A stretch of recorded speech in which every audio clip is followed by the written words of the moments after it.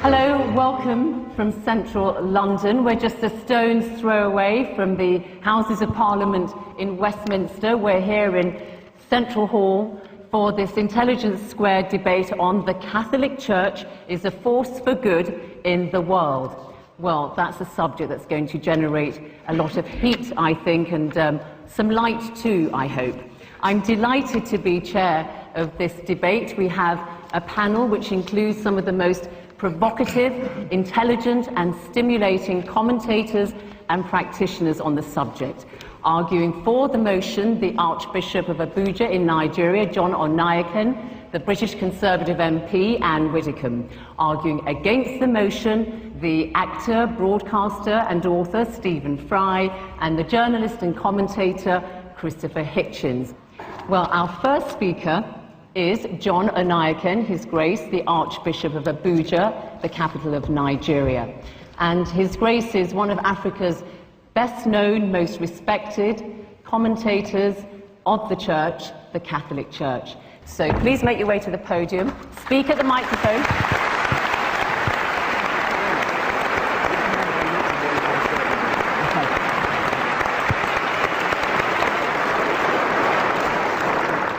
Friends, I certainly must say I'm grateful to be here, because for me it's more than a matter of debate, because that's what my life is all about. If I didn't believe that the Catholic Church is a force for good, I would not devote my whole life to precisely working in that institution, hoping that I am involved in something that is good for the whole world. You see, for me to be a Catholic is a gift of God. Let me start with the word church, the Catholic Church. Obviously, it means many things to many people, but I think as an Archbishop, I should be in a position to say what it does mean, especially to us Catholics. Yes, the Catholic Church is an institution, and some people say it is perhaps the best organized institution in the world, but that's not really the essence of our church. We should go beyond the institution, and for us, the church is first and foremost a community of believers. And this is a community of believers that is spread all over the world, made up of all kinds of people. And the institution itself, as well as those whom we normally consider church people, people dressed up like me, for example, we are there only because of that huge community of people who are Catholics. I'm stressing this so that when you are asking yourself, is the Catholic Church a force for good in the world, don't look at me, don't look at Benedict XVI, look at the Catholics all over the world. That the church is a force for good in the world seems, obviously to me, is quite obvious. The question probably we should ask is, what kind of force? There was once an arrogant dictator who asked in disdain, how many battalions has the Pope? Obviously, he completely missed the point. It's not about military force or physical force, but it is about force. It's about the force of a spiritual message, the force of values, which has stood the test of 2,000 years. And not only 2,000 years in time, but has spread its message all over the world among different kinds of people, different races. We must also not forget the sheer weight of the number of Catholics. I have checked the statistics, and we are told that now we have about 1.2 billion Catholics all over the world, out of a population of 6.6 billion, 17.3%. And these are young, these are made up of all categories of people, young and old, women and men, peasant farmers and high-tech professionals, simple citizens, and even heads of states and world leaders. This is the great army that is a great force for good in the world, and whatever they are doing, we consider it as being done largely also as a result of the spirit that guides them. Independent statistics have shown that the Catholic Church is doing far more than its numbers and its population would probably suggest. The action of the Church is most significant in communities that are reduced to poverty and misery by human neglect and sometimes by hostile environments. Talking of statistics, I spoke recently with the Director General of UNAIDS, which is the United Nations Agency for HIV and AIDS, and he said that 26% of the health institutions in the world directly involved with the treatment of HIV and AIDS are run by the Catholic Church. And please note that it is a well-known policy of our church that whenever we are engaged in social welfare work, it is always given to all without any discrimination, whether you believe or not, irrespective of creed. Indeed, it is an integral part of our faith that our church is made up of saints and sinners. We are all struggling towards that perfection which Jesus asked us all to follow. Nor am I denying that the Catholic Church has always and everywhere done excellent things, even sometimes in high levels. But this again only proves that we are in this world. Even the late Pope John Paul II had no difficulty at all in admitting the mistakes that people who claim to be Catholics and working in the name of the church have done in the past, and even apologized. And such gestures of apology is very rare in our world today.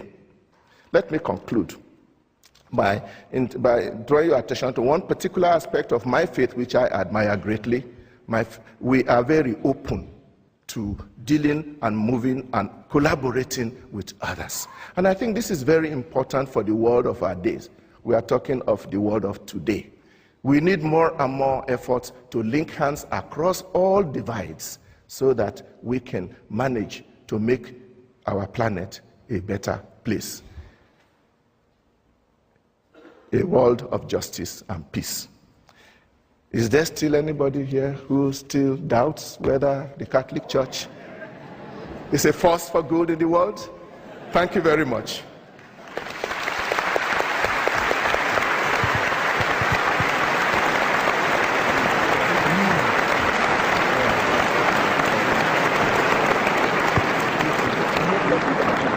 Our next speaker is Christopher Hitchens. He's arguing against the motion.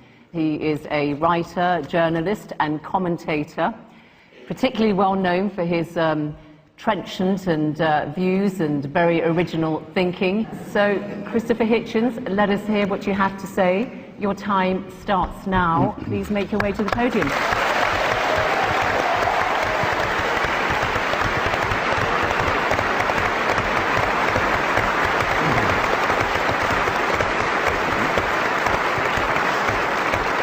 I'm sorry to have to begin by disagreeing with His Grace. If you're going to be a serious grown-up person and appear to defend the Catholic Church in public in front of an educated and literate audience, you simply have to start by making a great number of heartfelt apologies and requests for contrition and forgiveness. Now, you might ask, you're fully entitled to ask, brothers and sisters, who am I to say that? Well, in the Jubilee Millennium Year of 2000, the Vatican spokesman, Bishop Piero Marini, said, explaining a whole sermon of apology given by His Holiness the Pope, given the number of sins we've committed in the course of 20 centuries, reference to them must necessarily be rather summary. Well, I think Bishop Marini had that just about right. I'll have to be summary too.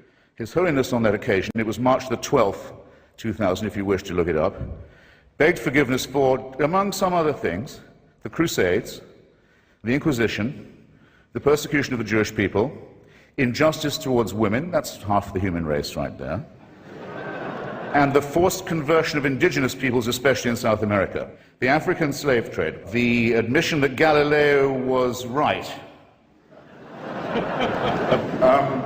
and for silence during Hitler's final solution, or Shoah. And it doesn't end there. There are smaller but significant, equally significant, avowals of a very bad conscience. These have included regret for the rape and the torture of orphans and other children in church-run schools in almost every country on earth, from Ireland to Australia. These are very serious matters, and they're not to be laughed off by references to the occasional work of Catholic charities. But I draw your attention not just to the apologies, ladies and gentlemen, but to the evasive and euphemistic form that they take. Joseph Ratzinger, the current Pope, considered by some, by Catholics, to be the Vicar of Christ on earth, in his comment, one of the few he's made, on the institutionalization of rape and torture and maltreatment of children in Catholic institutions, he has said, it's a very severe crisis which involves us, he said, in the following: in the need for applying to these victims the most loving pastoral care. Well, I'm sorry. They've already had that.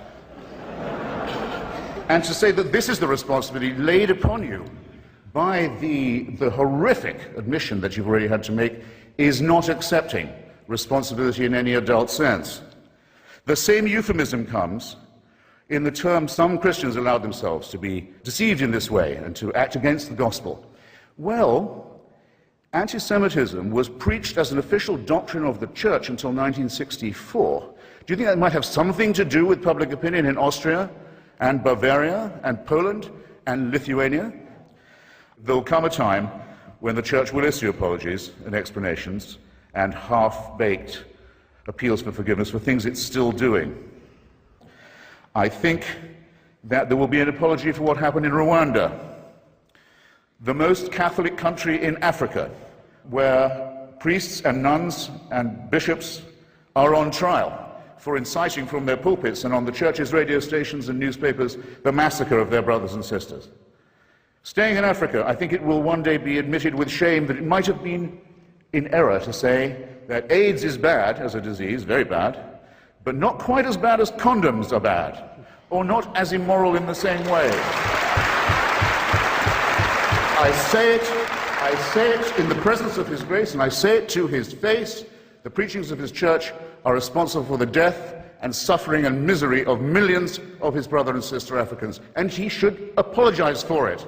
He should show some shame.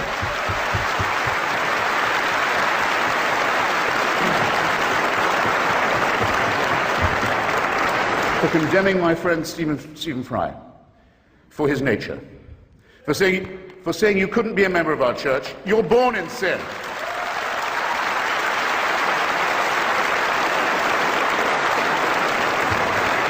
He's not being condemned for what he does, he's being condemned for what he is. You're a child made in the image of God. Oh no, you're not. You're a faggot. And you can't join your church and you can't go to heaven. This is disgraceful. It's inhuman. It's obscene, and it comes from a clutch of hysterical, sinister virgins who've already betrayed their charge in the children of their own church. For shame, for shame. I don't wish any ill on any fellow primate or mammal of mine, so I don't at all look forward to the death of Joseph Ratzinger. I don't. Or any other pope, not really. Except for one tiny reason which I ought to confess and share with you. When he dies, there's quite a long interval till the conclave can meet, and for that whole time, that whole interval, it's a delicious, lucid interlude, there isn't anyone on earth who claims to be infallible. Isn't that nice? All I want to propose in closing is this, that if the human species is to rise to the full height that's demanded by its dignity and by its intelligence, we must all of us move to a state of affairs where that condition is permanent. And I think we should get on with it. Okay, thank you for having me.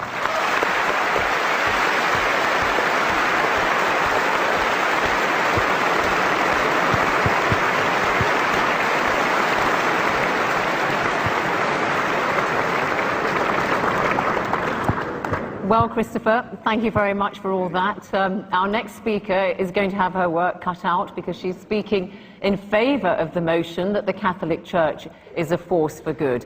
The Conservative MP and former government minister, Anne Widdecombe, she's as well known for her religious views as for her politics. If you recall, she left the Church of England in 1992 in a blaze of publicity when it allowed the ordination of women priests. The following year, she converted to Catholicism and has become one of the most vocal and staunchest defenders of the Catholic Church since then. Anne Widdecombe, the floor is yours.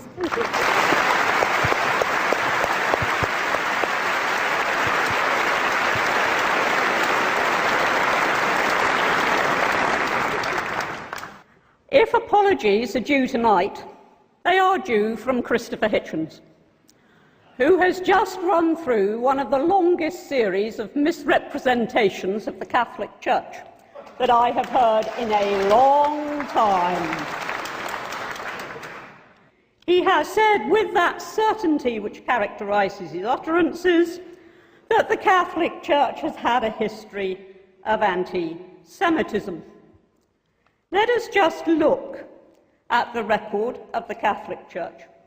When the Jewish community was under the most serious threat that it has faced in recent centuries, and just look at the role that the Catholic Church played in the last World War. Mr. Hitchens ignores the thousands of Jews who were secreted and rescued in churches and monasteries throughout Europe. He ignores the 3,000 Jews who, in the course of that conflict, took refuge in the Pope's own summer palace.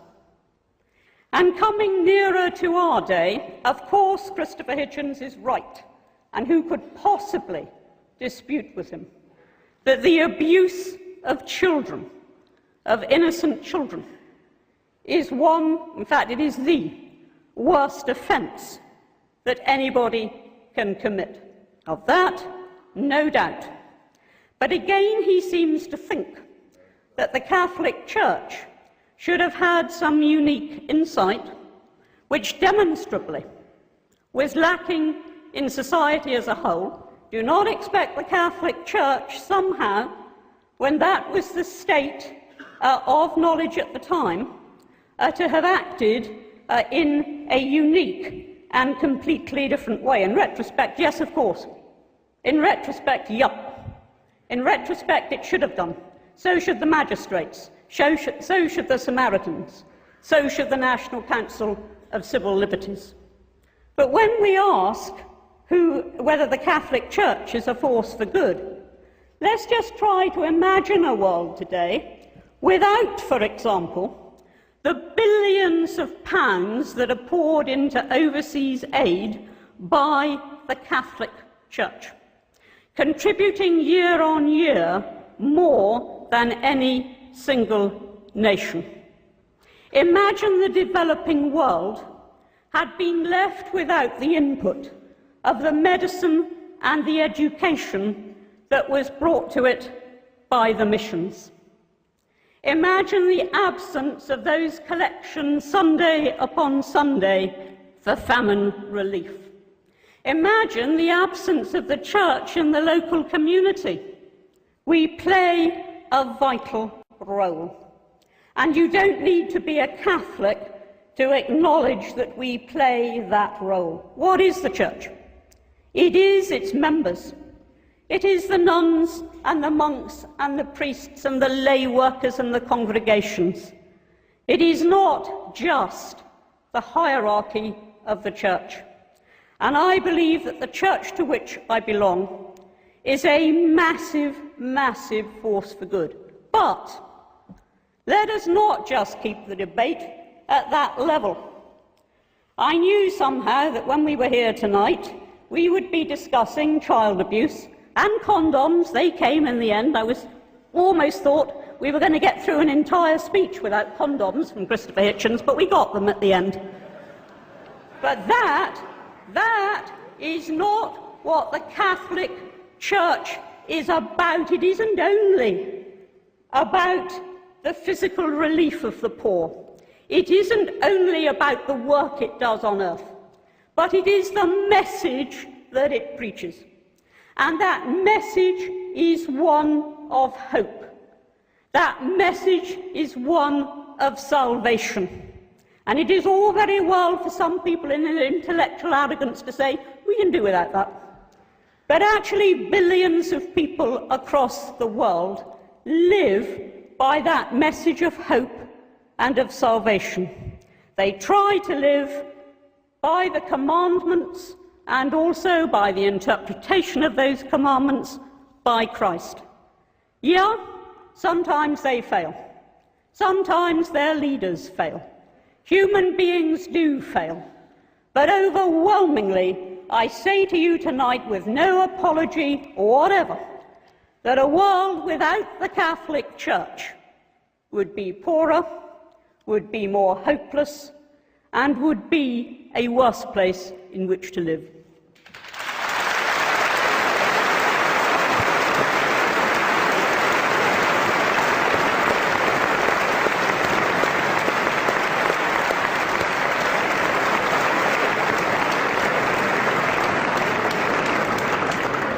Well, thank you very much indeed, Anne Widdecombe. And our final speaker is against the motion, Stephen Fry, a bit of an all-rounder really. Stephen can turn his hand to many things. Stephen, let's hear your views.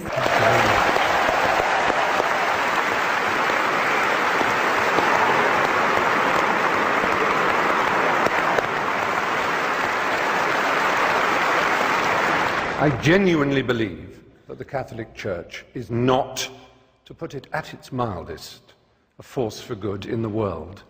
And therefore it is important for me to try and marshal my facts as well I can to explain why I think that.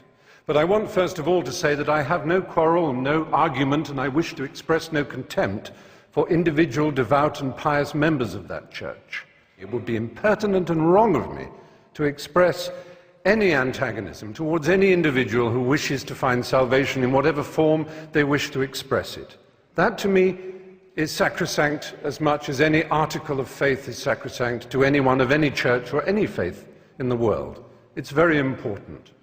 It's also very important to me, as it happens, that I have my own beliefs. They are a belief in the Enlightenment, they are a belief in the eternal adventure of trying to discover moral truth in the world. And there is nothing, sadly, that the Catholic Church and its hierarchs likes to do more than to attack the Enlightenment. It did so at the time. Reference was made to Galileo and the fact that he was tortured for trying to explain the Copernican theory of the universe. Just imagine in this square mile how many people were burned for reading the Bible in English. And one of the principal burners and torturers of those who tried to read the Bible in English here in London was Thomas More. Now, that's a long time ago, it's not relevant, except that it was only last century that Thomas More was made a saint, and it was only in the year 2000 that the last Pope, the Pole, he made Thomas More the patron saint of politicians. This is a man who put people on the rack for daring to own a Bible in English. He tortured them for owning a Bible in their own language. The idea that the Catholic Church exists to disseminate the word of the Lord is nonsense. It is the only owner of the truth for the billions that it likes to boast about, because those billions are uneducated and poor, as again it likes to boast about. It's perhaps unfair of me as a gay man to moan that this enormous institution, which is the largest and most powerful church on earth, has over 1 billion, as they like to tell us, members, each one of whom is under strict instructions to believe the dogmas of the church, but may wrestle with them personally, of course. It's hard for me to be told that I'm evil, because I think of myself as someone who is filled with love, whose only purpose in life was to achieve love, and who feels love for so much of nature and the world and for everything else. We certainly don't need the stigmatization, the victimization that leads to the playground bullying when people say you're a disordered, morally evil individual. That's not nice. It isn't nice.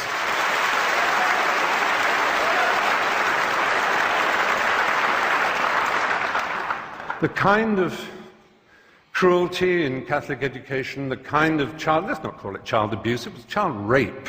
The kind of child rape that went on systematically for so long. Let's imagine that we can overlook this and say it is nothing whatever to do with the structure and nature of the Catholic Church and the twisted, neurotic and hysterical way that its leaders are chosen. The celibacy, the nuns, the monks, the priesthood. This is not natural and normal, ladies and gentlemen, in 2009. It really isn't.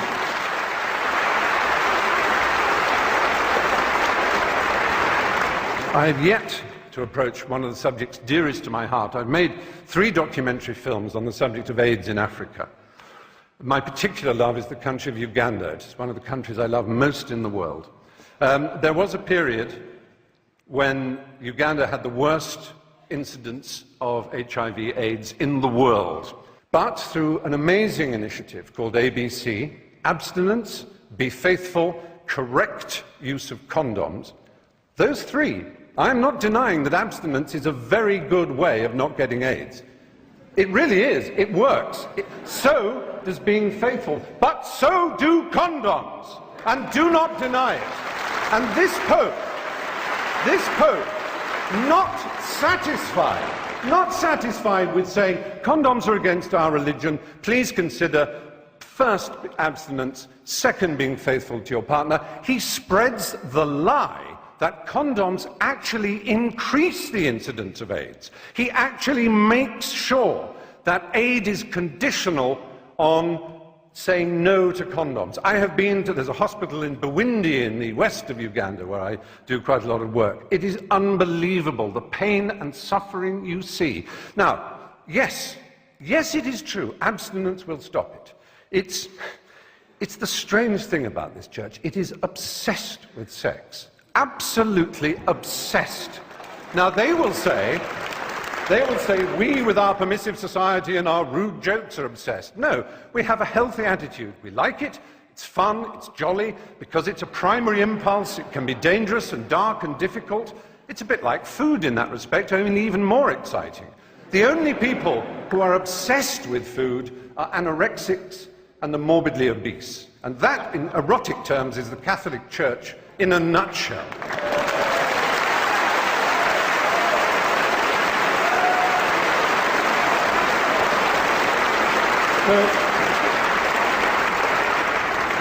Do you know who would be the last person ever to be accepted as a prince of the church?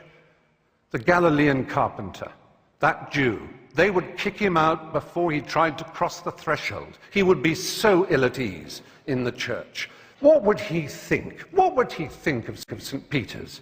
What would he think of the wealth and the power and the self-justification and the wheedling apologies?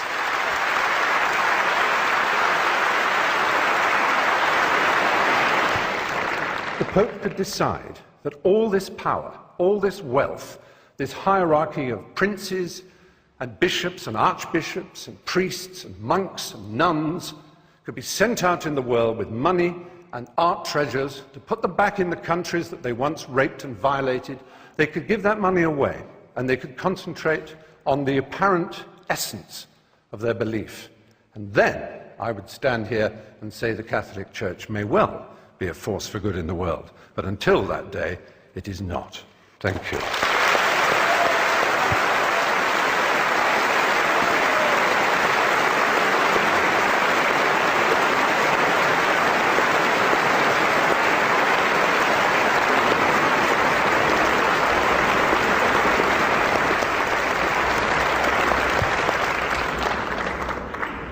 Well, Stephen Fry, thank you very much. So you've heard all our 4 speakers.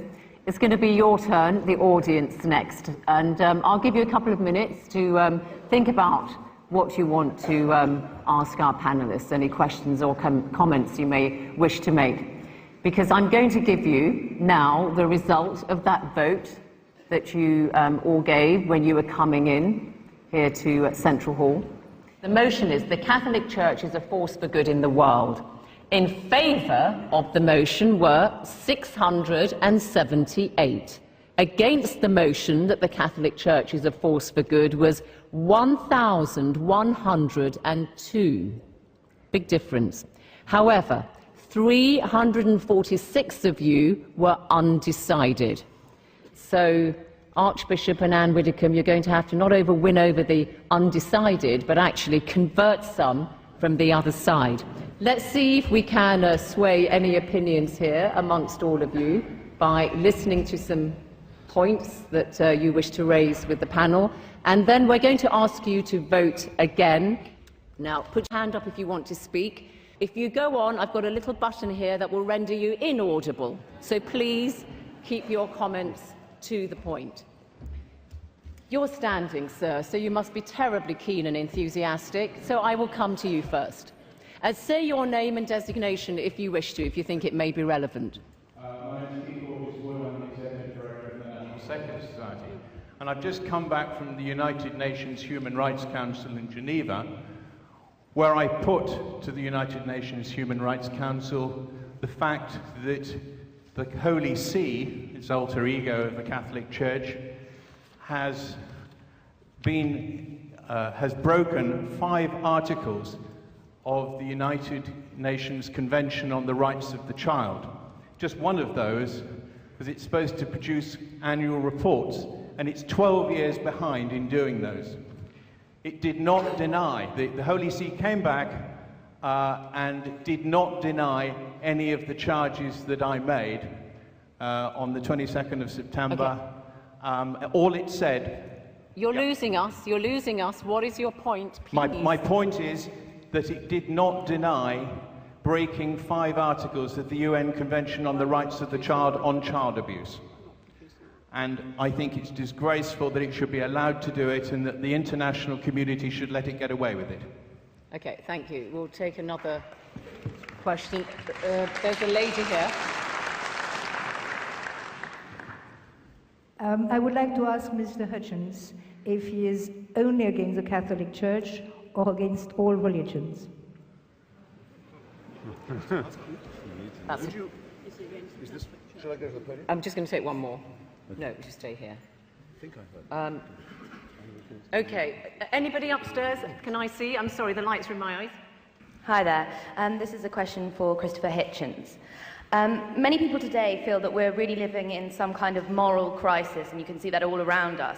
Now, if one thing that the Catholic Church does do for good, in my opinion, is give us the 10 Commandments, a very basic, obvious way of giving us some kind of moral guidance. Would you not agree with that?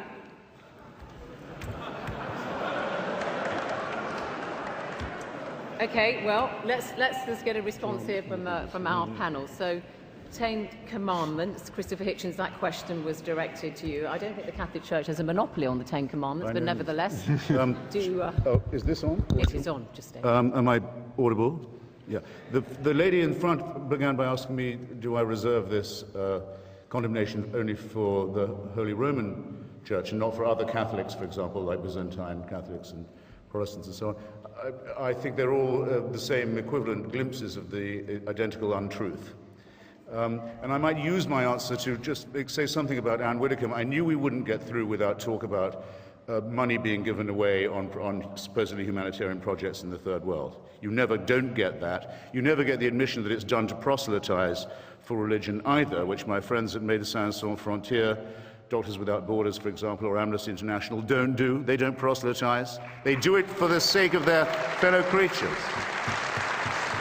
But if I'm debating with a Mormon and I say, are you serious? Joseph Smith got a special revelation on plates of gold in upstate New York, and I ridicule the absurdity of the Church of Latter-day Saints, he's going to say to me, boy, you should see our missionaries in Bolivia, though. It's always the same. Are you going to grant this to Hamas? The whole claim of Hamas and Islamic Jihad in Gaza is they provide social services. Is this claim valid for them too? What nonsense.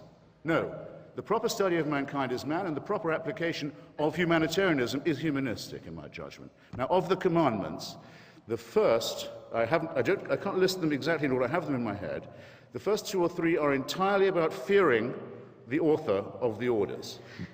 Entirely about being terrified of someone who you're enjoined to love. I don't know about you, ladies and gentlemen, but the idea of compulsory love has always struck me as a bit shady, especially if you're ordered to love someone who you absolutely must fear. So the first 3 are, look out for me and keep at least one day of mine where you'll be terrified full time. Wait a second. Well, it is 10 Commandments, darling. All right, yes, I know, but I do want to give the other side a chance to come in. Okay. Have you made your point there? Okay, Anne Widdecombe, 10 Commandments, firm bedrock of moral teaching. Yes, but as Christopher Hitchens took the opportunity to reply to a point I'd made, I'm going to take the opportunity to reply to a point that Stephen made, which is very simply this. He says the church is obsessed with sex. No, its critics are obsessed with sex. There's no sex in the creed. There's no sex in the Lord's Prayer. There's no sex in the liturgy.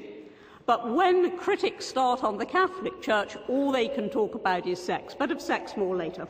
If we can come to the Ten Commandments, I would have thought it quite obvious that the Ten Commandments set out a blueprint for a moral and successful society. Let us just look at some of them. Honour thy father and thy mother.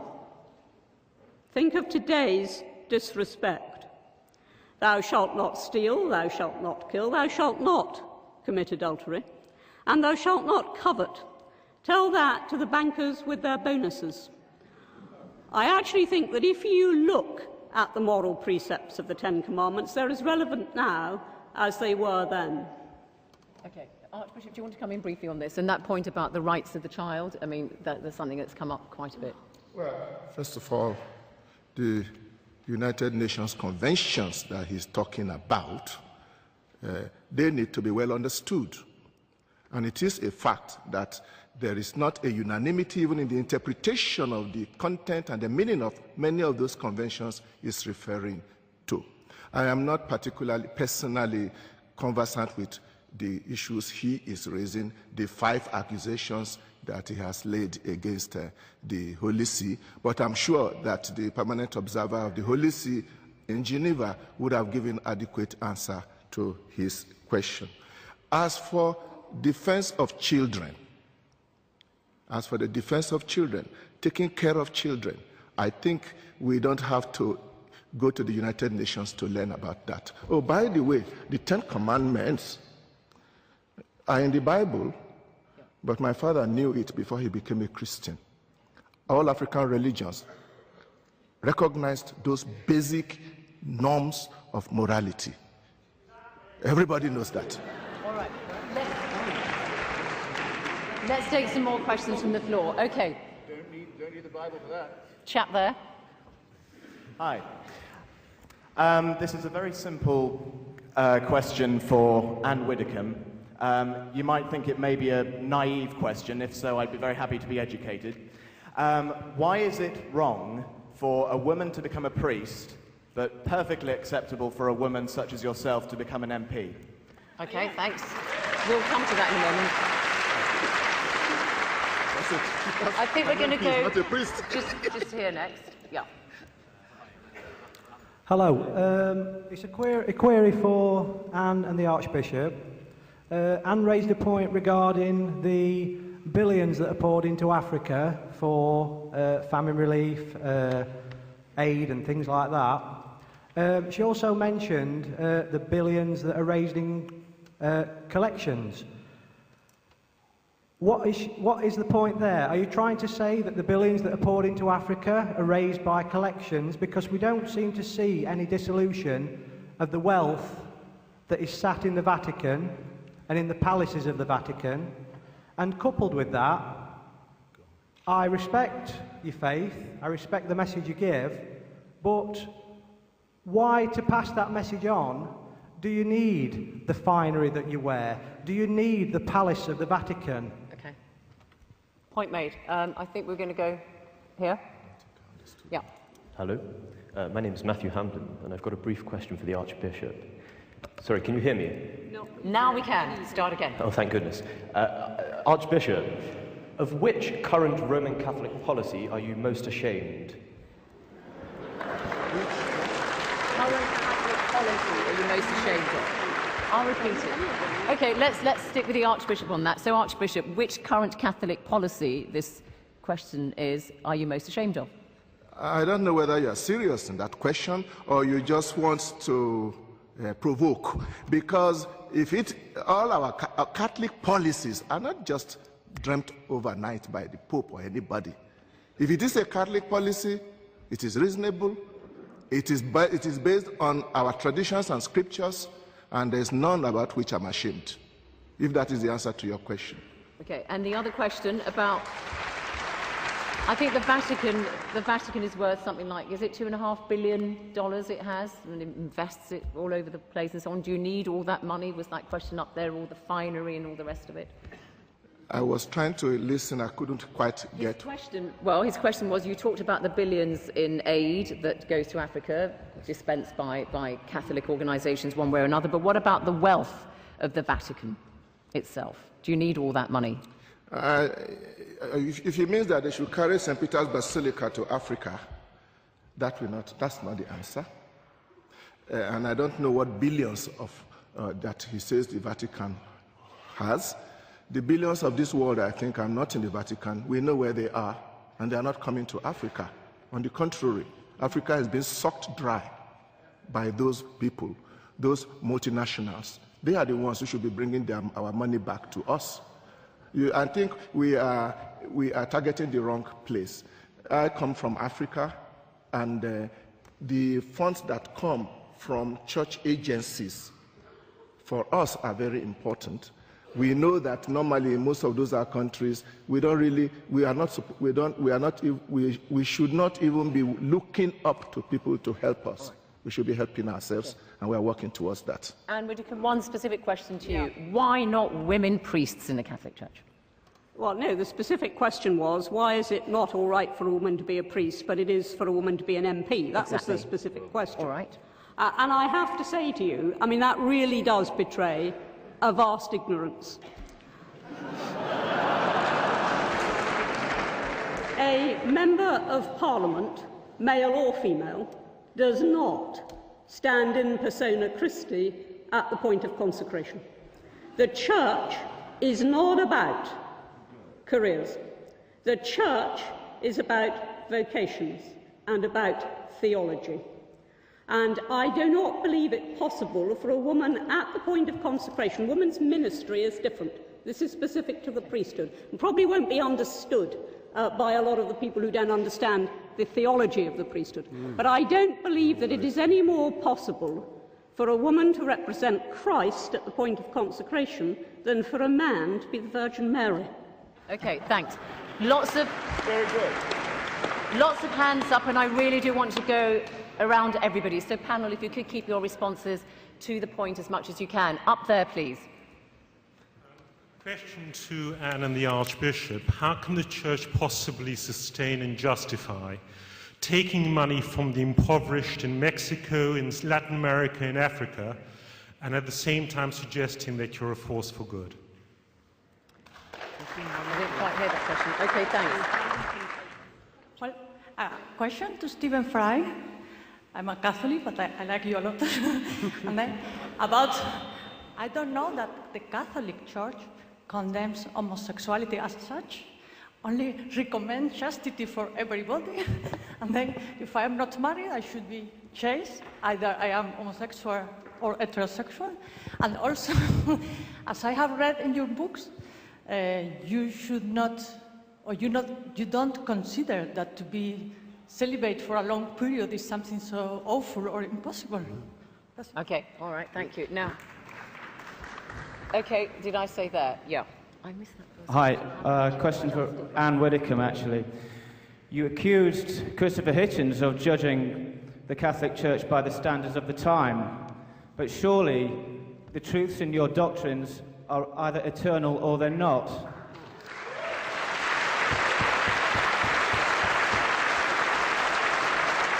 Okay. I'll just take one more there and then we'll come. Yeah, go on. Hello. My name is Jeremy Drax. I was baptised Church of England and I'm now in the Church of Rome. Of all the speakers here tonight, I endorse 100% what Stephen Fry has said. In our church, we do not reject anyone. The life of Christ was a life of service, a life of sacrifice, and a life of generosity. He did not spend it with the rich, the powerful, those with nice clothes and refinery. He spent it with the down and outs, the poor, the sick, those who were rejected by society. It is a tragic shame that a church that is founded on such fabulous principles has lost its way, in my professional view and personal view, in buildings that are arguably excessive to its requirements, with cardinals and bishops who with Christ's guidance, should be on the shop floor serving the people. We've had this. Therefore, why is this church not leading by example and following the life of Christ? All right, thanks. You're reading a statement there. Okay, fine. Stephen Fry. Stephen Fry, the question about the Catholic Church apparently doesn't condemn homosexuality, that question asked. Well, I'm afraid it simply does. It does condemn it, yes. It calls it, the official word is disorder, but it was refined by the current pontiff, Ratzinger, who called it a moral evil.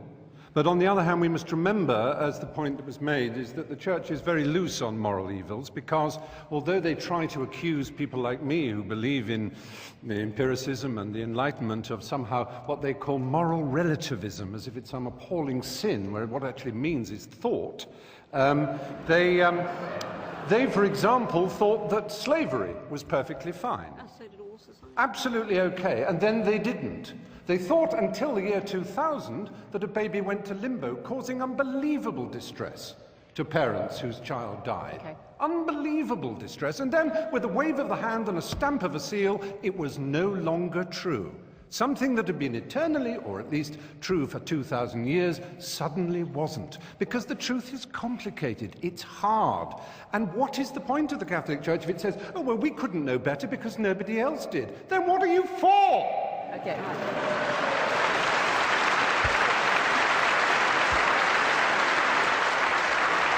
And yeah, and the question about eternal truth as well, if we could, yeah. I think it is high time. I didn't want to get into too much theology tonight, but I think it's high time that this interpretation of limbo by Stephen Fry was questioned. Now, I actually went to a Catholic school. I absorbed Catholic doctrine. I was certainly taught about limbo, and I don't actually recognise Stephen's description of it. Because it wasn't for all eternity. What limbo was simply, and I do appreciate that to most people this won't matter, but it just needs answering. What limbo was straightforwardly a place where they waited for the second coming. That is all. It's a long wait. Long wait, yeah, long wait. And Archbishop, can you just clarify for us on this thing about homosexuality? The Catholic Church condemns the act but not the individual. Did Jesus Christ himself actually say anything about homosexuality? I don't think he did. That is a wrong question in this regard.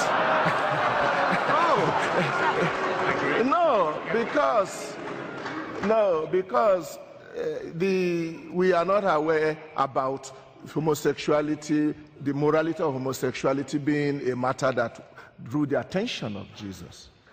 But Jesus certainly spoke about the Ten Commandments and adultery. But to come to the position of the Church of homosexuality, it recognizes there are people who have homosexual tendencies, and they even consider themselves as such. But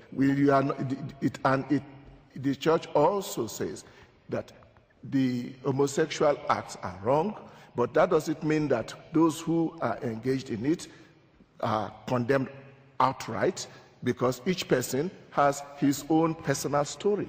There is room for that. I do not think we should deny the Church the right to propound its own doctrines.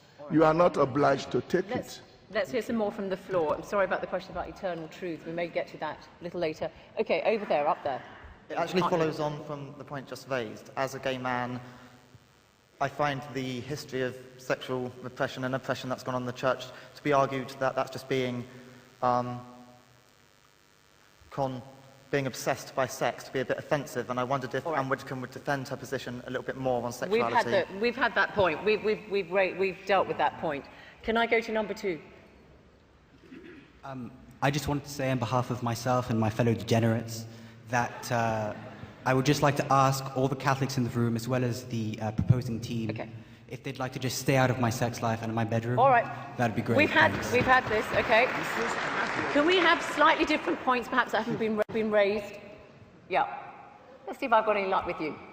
Yes, hello. This is a point specifically to the Archbishop. He spoke about his father and how before becoming a Christian, his father had a basic grasp of the Ten Commandments from the society that he lived within.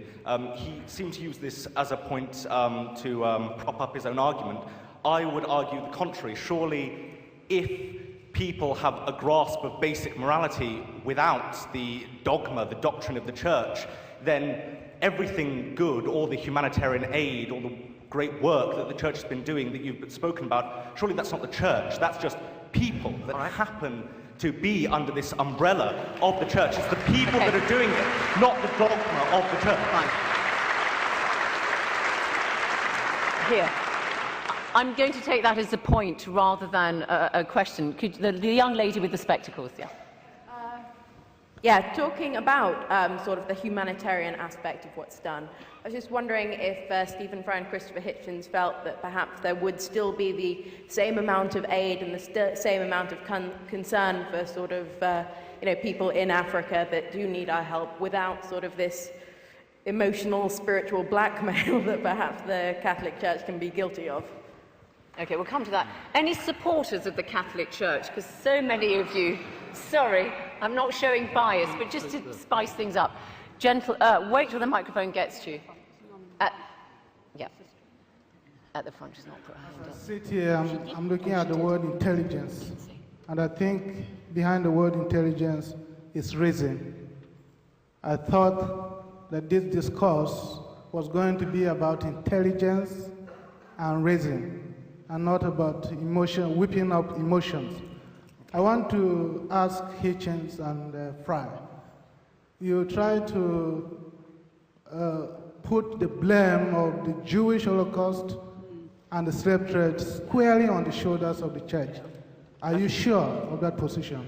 Okay. Just pass the microphone to the sister next to you, please, because I think you had your hand raised, and then we'll come to the panel. I am a Reverend Sister and a nun.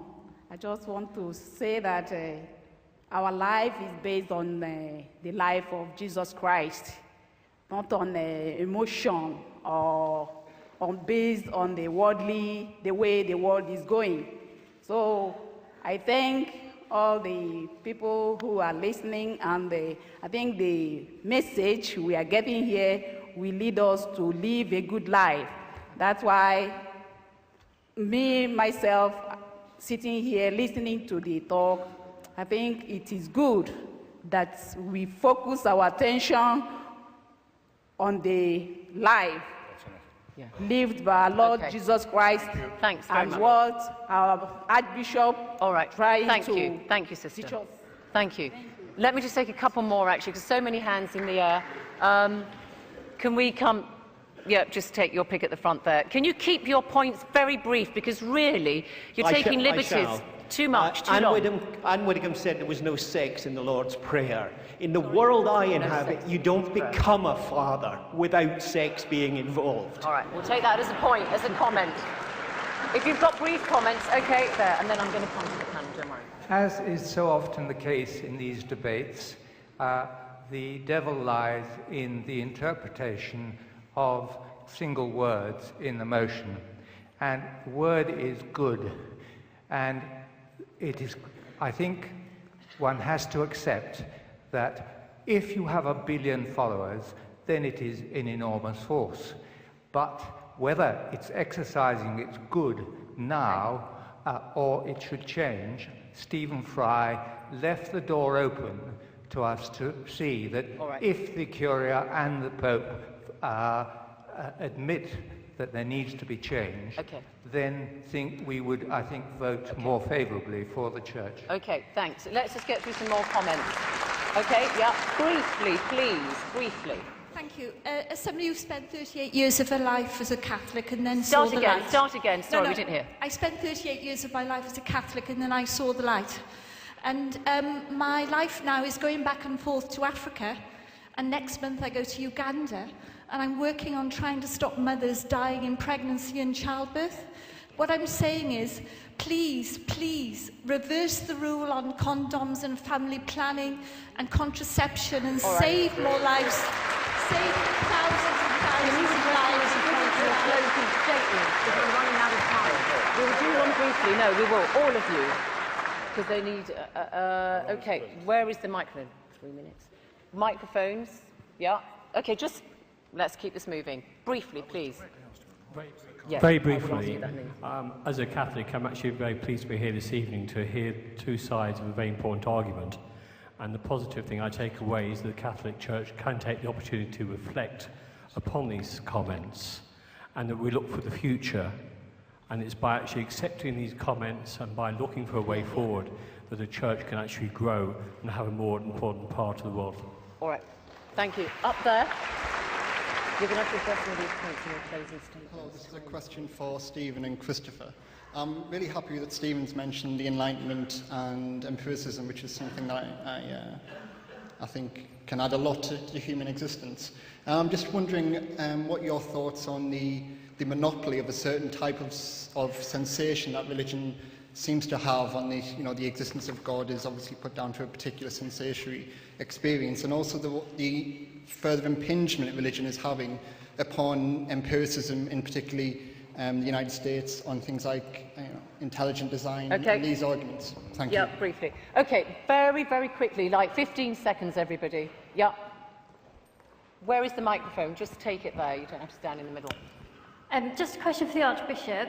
I'd like to know how you calculate the figure of how many Catholics there are in the world. I was baptised a Catholic. I'm now atheist. I presume it's done by baptism records, and I'm calculated as a Catholic. Okay. And why can I not now disassociate myself from the Church? All right. I'm sorry, everybody. Can't really take any more questions. Can't take any more questions from the panel. What I propose is this. You've heard the points that are raised. Some of them were comments, some of them were questions. You're going to have a few minutes to make your closing statements. Please incorporate these questions that you heard in your closing statements, because audience, I want you to vote again. Now, for those of you who are watching at home, if you'd like a briefing booklet on some of those issues that you've heard raised today, then please go to www.intelligencesquared.com and you can download that booklet. Anybody can do it, and it's absolutely free. Okay, so everybody is doing that. So while you're all doing that, it's going to take a little bit of time. We're going to hear the closing statements incorporating some of the points that you, the audience, raised, and we're going to do it in reverse order this time. And it's going to be Stephen Fry first. Well, it's been a really interesting debate, and I've loved some of the questions from the floor. I suppose I'm slightly disappointed that Anne Widdecombe in particular should say, oh, I knew they'd bring up condoms and child rape and homosexuality. It's a bit like a burglar in court, so you would bring up that burglary and that manslaughter. You never mention the fact I give my father a birthday present. You know, it's, yes, are you getting the message? There is a reason we hammer home these issues, because they matter. There's such an opportunity, owning 1 billion souls at baptism. It's such an opportunity to do something remarkable to make this planet better.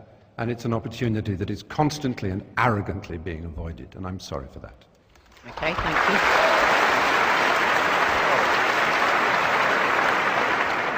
Final statement from Conservative MP Anne Widdecombe for the motion that the Catholic Church is a force for good in the world. Right, we have had all the usual stuff about how the Catholic Church, being against condoms, has apparently caused untold misery. As I've said, our opponents always try to home in on sex, when the teachings of the Church, which are, after all, only about the stability of family, the maintenance of fidelity, the virtue of chastity, when the Church teaches that as one part of all its teaching, I do sometimes despair at the way that these debates always come back to that. So I'm very pleased to have been here tonight, despite the fact that I think the incoming poll was slightly discouraging. I'm very pleased to have been here with the Archbishop and with the two gentlemen opposite, and thank you for the opportunity. Okay.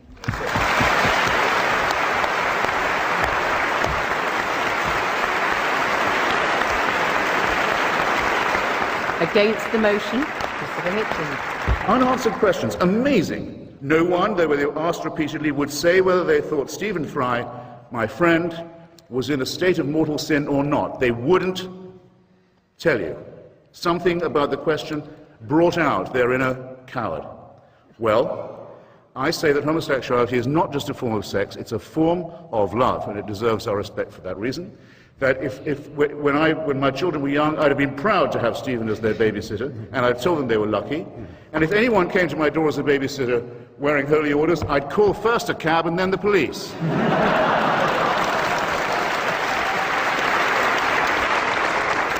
Final statement from our final speaker, Archbishop of Abuja, John Onaiyekan.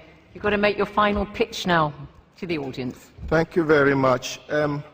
I just want to draw the attention of the audience back to the topic. Yeah. And the topic is quite clear. The Catholic Church is a force for good in the world. It did not say it is the only source for good. It did not say it has always been a source for good. It's not in the past tense, it's in the present tense, is a source for good.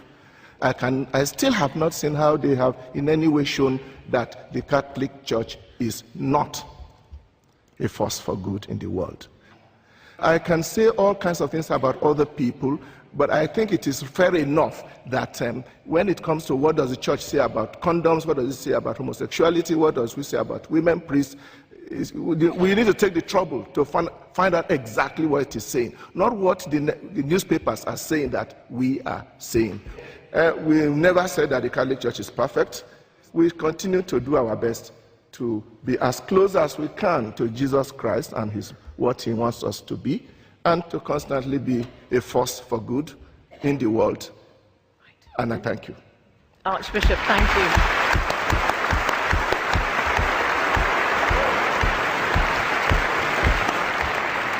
Audience, you've all voted again. Now, the Moment of Truth panel. Let me remind everybody that before the debate, when everybody came in, this is how you voted. For the motion that the Catholic Church is a force for good in the world, 678. Against the motion, 1,102. And the undecideds, the don't knows, were 346. This is how you voted subsequently.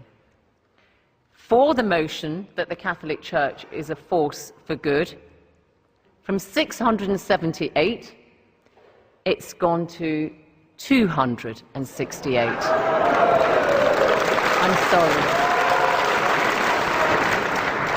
I'm sorry. Against the motion, it's now 1,876.